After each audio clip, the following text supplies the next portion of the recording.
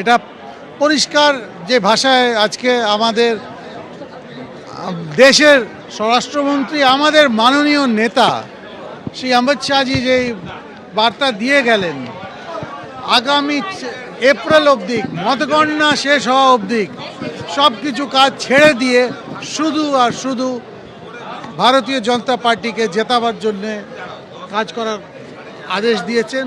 আর এটা শুধু পশ্চিমবঙ্গের জন্য না, পুরো দেশের জন্য। বিজেপির শীর্ষ স্তরের রাজ্য বিজেপির শীর্ষ স্তরের 4 নেতাদের নিয়ে আজকে বৈঠক করলেন অমিত শাহ। অত্যন্ত তাৎপর্যপূর্ণ দিলীপ ঘোষের উপস্থিতি। দিলীপ ঘোষকে নিয়ে শুভেন্দু অধিকারী, সুকান্ত মজুমদার, শ্রমিক ভট্টাচার্যদের সঙ্গে বৈঠক করলেন অমিত শাহ। ফের সক্রিয় দিলীপ ঘোষ, জল্পনা বাড়িয়ে অমিত শাহর সঙ্গে বৈঠক হলো। বৈঠকে বিজেপি রাজ্য পর্যবেক্ষক সুনীল বনশাল, ভূপেন্দ্র যাদব, বিপ্লব দেব ছিলেন। 26-এর ভোটে কি দায়িত্ব তা পার্টি বলবে, প্রতিক্রিয়া দিলীপ ঘোষের।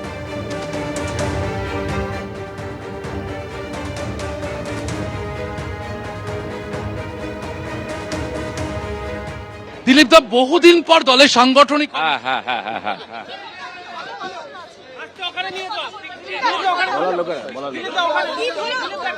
কথা বলছিলাম দিলীপ ঘোষের সঙ্গে, তিনি মন্তব্য করতে চাইছেন।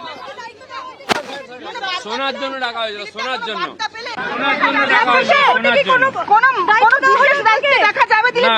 সেটা পার্টি জানে, ডাকা হয়েছিল শোনার জন্য। আচ্ছা, বাকি যা বলা হবে সেটা হবে।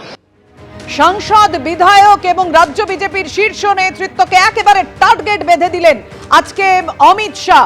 অর্থাৎ আপনারা জানেন এসআইআর আবহে রাজ্যে অমিত শাহ রয়েছেন। বারবার তিনি বুঝিয়ে দিয়েছেন 26-এ বিজেপির সরকার হচ্ছে পশ্চিমবঙ্গে, 2/3 ভোট পেয়ে, এবং কি রণকৌশল হবে তা ঠিক করতে বারবার বৈঠক করলেন আজকে অমিত শাহ। প্রথমে বিজেপির 4 শীর্ষ নেতৃত্বের সঙ্গে, তারপর বুথ স্তরেও বৈঠক করলেন তিনি।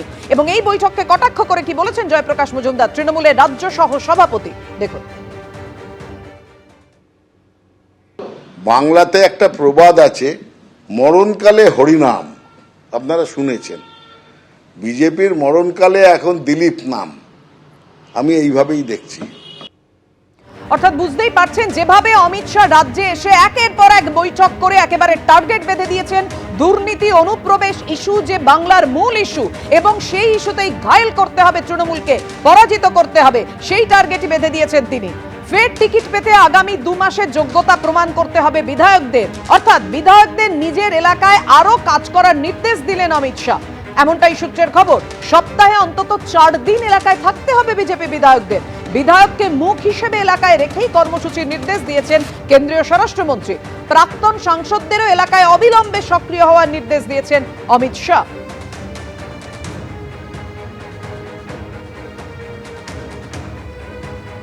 এই নির্বাচনে আমাদের তৃণমূল কংগ্রেসকে পরাভূত করতে হবে, হারাতে হবে, এবং তার জন্য আমাদের সকলকে কাঁধে কাঁধ মিলিয়ে লড়াই করতে হবে।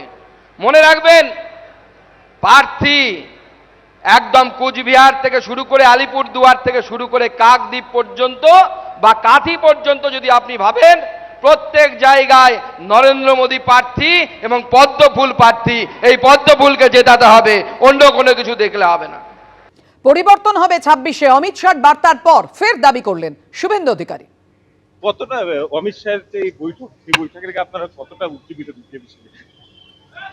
সকলে উজ্জীবিত। আমরা জিতবো, 26-এ পরিবর্তন হবে, আসল পরিবর্তন। এবিপি আনন্দ, এগিয়ে থাকে, এগিয়ে রাখে।